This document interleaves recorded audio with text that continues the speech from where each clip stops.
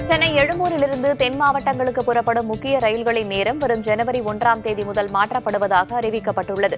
புதிய அட்டவணையின்படி இரவு 8:40 மணிக்கு புறப்படும் நெல்லை எக்ஸ்பிரஸ் ஜனவரி 1ஆம் தேதி முதல் இரவு 8:50 மணிக்கு புறப்படும் என தெரிவிக்கப்பட்டுள்ளது. அதேபோல திருச்சி செல்லும் சோழன் அதிவிரைவு ரயில் காலை 7:45 மணிக்கு பதிலாக காலை 8 மணிக்கு புறப்படும். காலை 10:20க்கு புறப்படும் குருவாயூர் எக்ஸ்பிரஸ் 10:40 மணிக்கும், இரவு 8:10 மணிக்கு செங்கோட்டைக்கு புறப்படும் பொதிகை எக்ஸ்பிரஸ் இரவு 7:35 மணிக்கே புறப்படும் என தெரிவிக்கப்பட்டது. இரவு 7:15 மணிக்கு கிளம்பும் ராமேஸ்வரம் எக்ஸ்பிரஸ் இரவு 8:35 மணிக்கும், தூத்துக்குடி செல்லும் முத்துநகர் எக்ஸ்பிரஸ் இரவு 7:30 மணிக்கு பதிலாக இரவு 7:15 மணிக்கு புறப்படும் என தெரிவிக்கப்பட்டுள்ளது.